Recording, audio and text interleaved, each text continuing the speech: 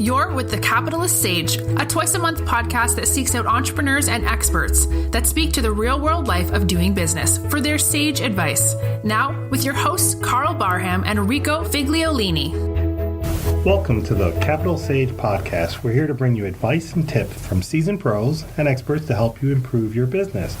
I'm Karl Barham with Transworld Business Advisor, and my co-host is Rico Figliolini with Mighty Rockets Digital Marketing and the publisher of Peachtree Corners magazine. Hey, Rico. Hey, Karl. Today's guest is Jody Pollack. He's the executive director of the Atlanta Kosher BBQ Festival. And we're going to talk a little bit today about the business of putting on community festivals a little bit. How you doing, Jody? Karl, Rico, I'm doing really well and really happy to be here. I appreciate the opportunity to be able to tell people our story. Great. Why don't you tell us a little bit about yourself, and then you can talk a little bit about the Atlanta Kosher BBQ Festival and how you got involved with that. Sure. My background is I'm actually a former rocket scientist, spent many years in the space program, and ultimately, as job roles change, you become a project manager. And I've been able to really enjoy the putting on of projects, the management of projects, and the management of people. And that led me to various volunteer opportunities as well as the Kosher BBQ Festival. Oh. So what is the Kosher BBQ Festival? What makes it different than others? So in the South, everybody loves barbecue, but there's a large segment of the community that really has never had it, hasn't had the opportunity, and because barbecue in the South is mostly pork products, the Jewish community has been sort of self-excluded. So we came up with the idea about 8 years ago of having a kosher barbecue festival modeled after barbecue festivals in Kansas City and in Memphis, and it's done under Atlanta Kosher Commission supervision. Mm-hmm. So it is kosher to the extreme, and that allows all flavors of the Jewish community to really come and enjoy barbecue. It's beef brisket, beef ribs, chicken, and chili, and it's just an amazing flavor. We have really great chefs. We have KCBS judges that keep an eye on the quality of the actual food. So it's not my barbecue compared to yours. It's against the KCBS standards. Oh. And can you explain that, what that means? So Kansas City Barbecue Society monitors or judges barbecue festivals all over the country. And they're primarily looking for the texture of the meat, the flavor of the meat, the look of the meat, the smell, the tenderness, and they have their set of standards. The judges actually have to go to school to learn how to judge, and the fact that we're a kosher festival sets us apart from everybody else, and they actually fight for slots to judge our festival. Cool. What made them come up with the idea of fusing the culture and barbecue in the South? It's a really interesting concept. What made them come up with that? Well, the folks that really started it actually competed in Kansas City and competed in New York and said, well, why aren't we doing this here in Atlanta? Because everybody loves barbecue, but again, because folks didn't have access to it, they said, well, how can we adapt? And everybody cooks brisket, mm-hmm. but to actually smoke brisket through the long, low and slow overnight is something that's new and unique to the Jewish community. And the guys said, let's do this. And it was incredibly well received by the community. And it's not just, if I remember right, because I've almost been to one, but just couldn't find parking space. That's how crowded it was the year I went. But it's not just happening that day, because you have the slow barbecue. You have to actually set up like the day before, the night before, right? To do this? Yeah, so it's a very involved process. We're actually signing up teams today for our festival in September. Once we get our head count of teams, we have a purveyor that has to order the meat from New York generally, and it's all has to be kosher to the extreme. So the rabbis are involved in our ordering process, ensuring that all the meat we have is kosher. Prior to the event, we've gotten in, let's say, 30 16-pound briskets, all frozen. So we actually have to go to the warehouse and start defrosting them a week ahead of time. Once that's done, on the Thursday before the event, we meet at Congregation B'nai Torah in Sandy Springs, and that's where we give the teams the brisket, the ribs, the chicken, and the chili, or the ground beef and the beans for chili, and we do our prep from like 6 o'clock to 11 o'clock at night under rabbinical supervision. That's where you'll create your rubs. That's where you'll create your sauces. To keep it kosher, we actually provide all the ingredients so that it's guaranteed that the rabbis have approved it. Once it's done on Thursday night, it all gets sealed and wrapped and signed off by the rabbi, goes into a refrigerated truck. The rabbi locks the back of the truck, and the truck goes off to our warehouse area to sit running until Saturday night. Saturday night, after Shabbat is over, the truck magically appears on site around 9 o'clock or so, and we give the teams back the briskets and everything that they've rubbed, and that's when they start prepping again if there's any last-minute stuff. Around 11 o'clock that night, the rabbi comes and lights the grill, because to keep it kosher, a member of the team has to be Jewish.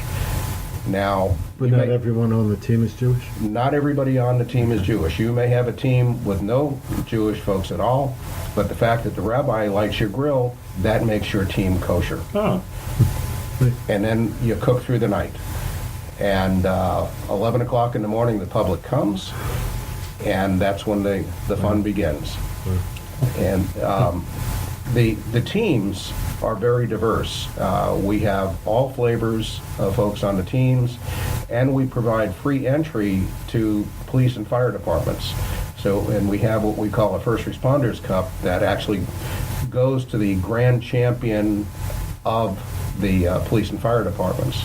Last year we had the DeKalb Fire Department coming back for their 5th year, the Cobb County Police Department for their 4th year, and last year we had the Sandy Springs Police and the Sandy Springs Fire Department competing as well. What about businesses? What types of businesses tend to get involved, and how do business folks get involved in this? So businesses can help us in many different ways. They can advertise, and we have a website, we have a Facebook page, we have flyers that go out, we have lots of social media that will co-advertise with businesses. Obviously, we need sponsorships. They can be financial, or they could be in kind. For instance, the Big Green Egg folks, they provide charcoal to us. In the past, they provided a green egg as a donation that we would have a raffle for. We have a silent auction going on this year, so restaurants that have cooking classes, they could provide certificates for that. So there's a myriad of ways. Plus, we're a festival, so the artisan vendors are welcome, business vendors, everybody is welcome to rent space at our festival. Okay. What are some of the things that businesses can do to benefit by participating? Any examples of businesses that have participated and how it's helped them? Sure. Businesses get visibility into a community that they may not have visibility into. One of the things we do is we provide space for 501c3s within the Jewish community. They have very tight advertising budgets because they're trying to generate as many donations as they can and give away as much as they can. But not everybody knows about them. So we have a couple of charities that we highlight. We'll give them booth space and give them eyes. I might not have finances to donate to them, but I have visibility that I can provide for them. Are the unique challenges that when you started this, or when you started being part of this, I guess, as executive director, and resurrecting it to some degree, right? Because it started in one place, Yes, it started out as a brotherhood event through Congregation B'nai Torah. They did it 2 years at their parking lot, and they drew 900 the first year and about 1,200 the second year.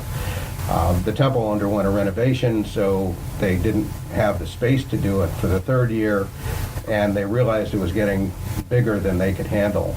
So I was offered the opportunity to take it over and jumped at it. I think I waited about 30 seconds before I said yes. One of the first things we did was find a new location, and we ended up at Brook Run Park in Dunwoody. And we were there for 3 years, and we actually grew to 3,000 the first year, about 4,000 the second year, and about close to 4,500 the third year. And we were very happy there. Folks knew we were going to be there. Then we had the opportunity to move over to City Springs and Sandy Springs. And last year was our first year. We had about 3,500 people come. And we're really looking forward to this year exceeding that. So the challenge is, you talked about logistics before, about the meat coming from New York, the being kosher and the blessings and all that, I guess. But what about, some of the other challenges you may have doing this? So with respect to logistics, we actually have 9 pallets of equipment at the warehouse in Doraville. Because it's kosher, we actually own 60 Weber kettles. We own boxes of utensils, of spices, of signage. All those things have to be put in play before we can put on an event. So in addition to the refrigerated truck I mentioned, we also rent a 26-foot box truck with a lift gate to transport these 9 pallets of equipment. And a Weber kettle, they don't shrink well. When it's like you add water to a sponge and it explodes. We have these 9 pallets. 3 of them are Weber kettles, all taken apart.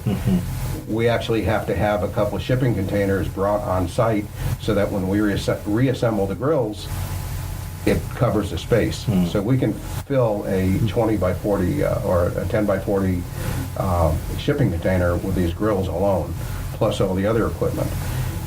Every year we have to have new banners printed because the advertisers change, and of course we want to say 2019, 2020 and beyond.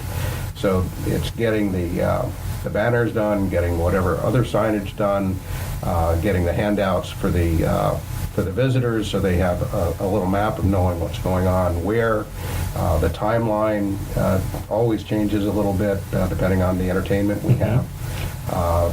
If I can ask a question along that line. So if I wanted to go down this path and do a festival, any advice you'd give me, things or tips that I should pay attention? If you can go back in time, what are some of the things you learned that's important to pay attention to? As with project management, you have to have the right resources for the specific tasks. I'm not a great web person, so you have to bring in people that can handle your web design, your social media. You have to bring in people that can sell, because you're essentially running a small business. Everything that it takes to run a small business, we have some payroll. While most of us are volunteers, there are some folks that I have to pay to help. We have logistics, we have labor, we have to outsource to a trash company, to a tent company, so negotiating those contracts. So Clint Eastwood has a quote, a man's got to know his limitations. There's a point in time when you're not the smartest person in the room, and you have to have that skill set available and leverage that skill set so that you can focus on what you're good at, let them do what needs to be done. I noticed, like, on your website, you have a really nice website. How do you get people to volunteer their service in the business community to support this? It's word of mouth. It's touching folks. It's the old phrase of use your Rolodex. And it's meeting people like yourselves. There are folks that you know that I know or and haven't touched, or there are folks that I don't know that you know. So it's as with any marketing, it's leveraging your resources, and also hitting the folks that if they knew you existed, they jump out to help you. So it's finding them. It's why haven't you spoken to so-and-so? It didn't even dawn on me. So having your resources leverage their skills of who they know, and just getting the word out. Pretty cool. I noticed that when there's a lot of other festivals that are run that has year over year, how do you manage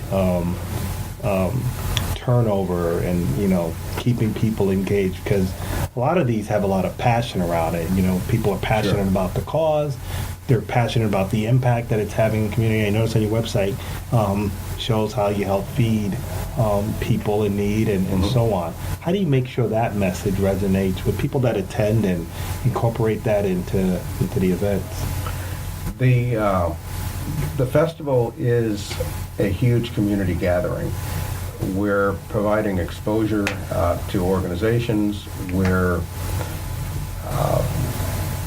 coming together in a way that, because it's kosher, we bring the whole Jewish community together. Because it's barbecue, we bring everyone else together.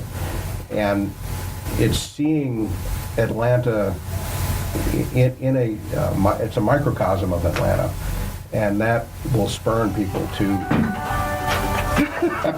Sorry about that. Don't worry. Like your ringtone. Yes, that's my agent. He's asking for 10%. Well, yeah, so bringing community together, I think that's one of the fabulous things about these types of events. When people are looking at dates on their calendar, they're looking for things to go to, things that can help them with bringing community together, things for their families to do. What are some of the things besides the barbecue that's featured in there, and how do you find people to help you with that?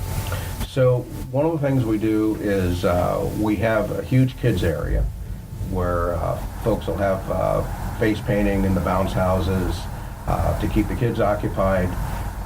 We have music going all day long from the Atlanta Jewish Music Festival. We've partnered with them to give them additional exposure and to entertain the crowd. The food itself obviously is a big draw because the barbecue is outstanding. So we bring in not only the teams to provide food, but also kosher vendors, so they're getting visibility as well, and folks are getting exposed to kosher food in a way that they never imagined. So the way that they're becoming involved is we have become a living, breathing entity.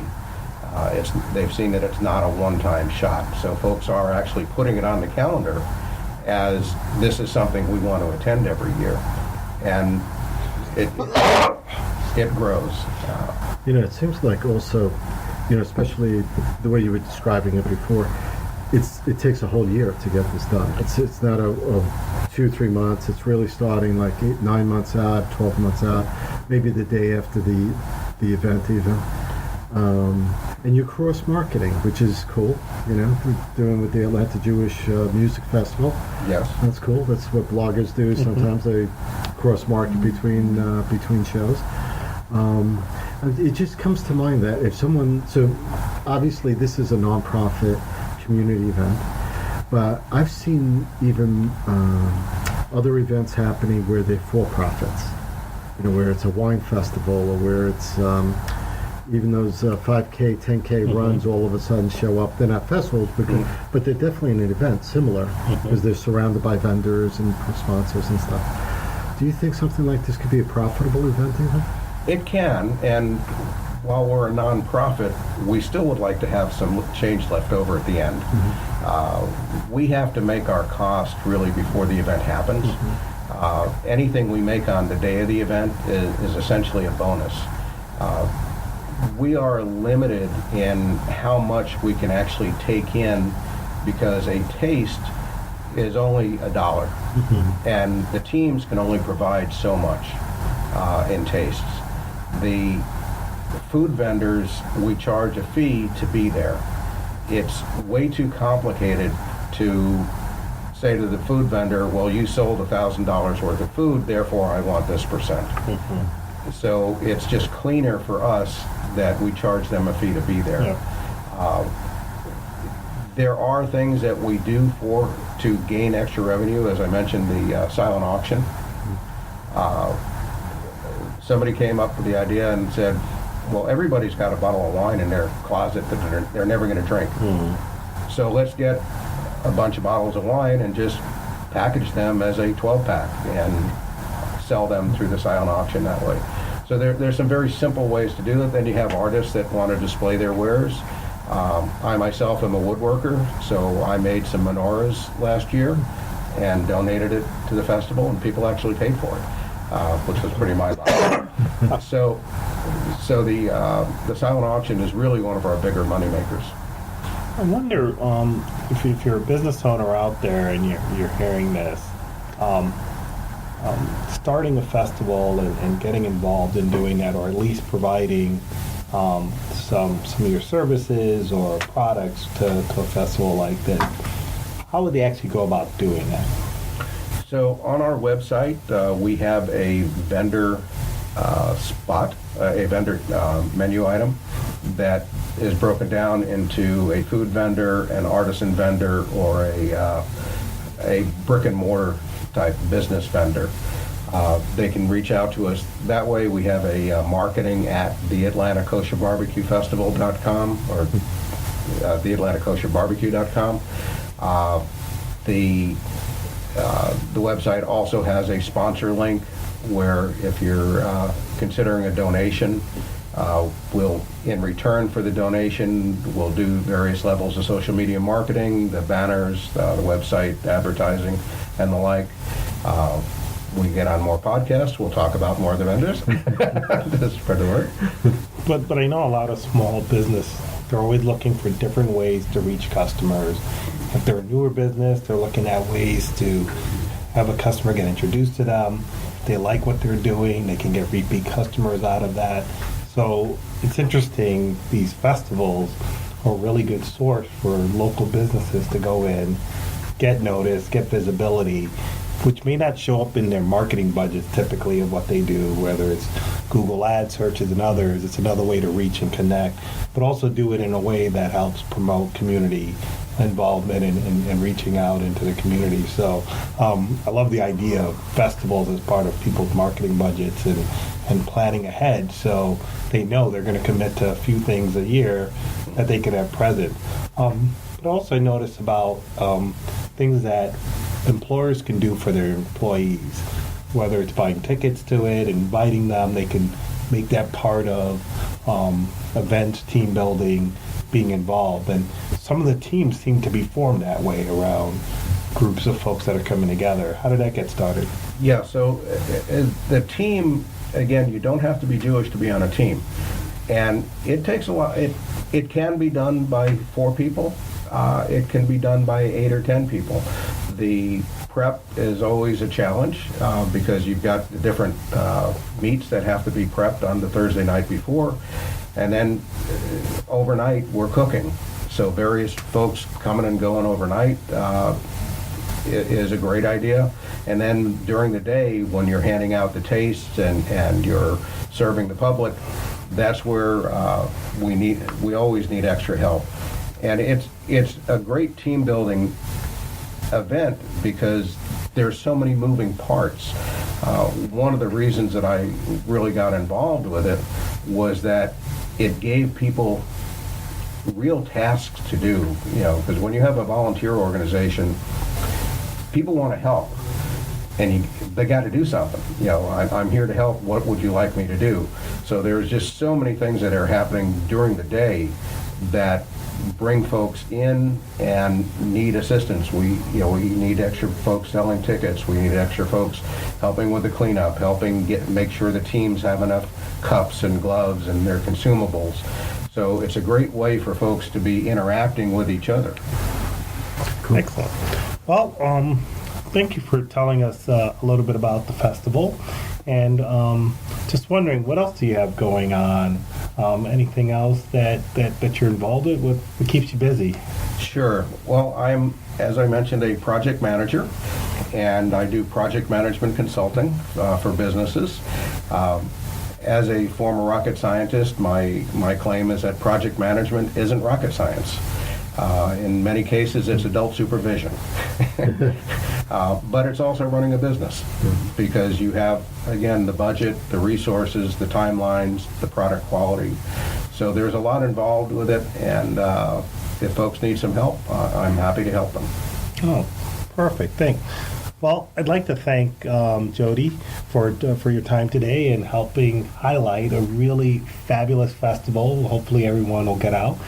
Maybe you could provide the date for the festival? Sure. It's Sunday, September 8th at City Springs from 11 to 3:30 in the afternoon. It is the Sunday after Labor Day. And we're expecting 75 degrees and sunny. Incredible. And if you're on Facebook, I think, right? They Yes, can come to your Facebook page, like the page, and get yes, like our Atlanta Kosher BBQ page, and our website is theatlantacosherbbq.com. Well, definitely want to thank you for providing insights on how festivals like this are put together, and this one in particular, and how business owners can get involved in these community-type festivals and events to help promote their business and help be part of the community, help build team, help market their business. We'd also like to thank Atlanta Tech Park for hosting the Capital Sage podcast.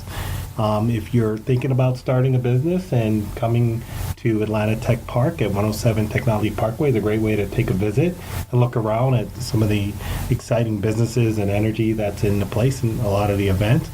And I'm Karl Barham with Transworld Business Advisor of Atlanta Peachtree. If you're looking for business consulting advice and trying to acquire or sell a business, I'm available to consult with folks on that.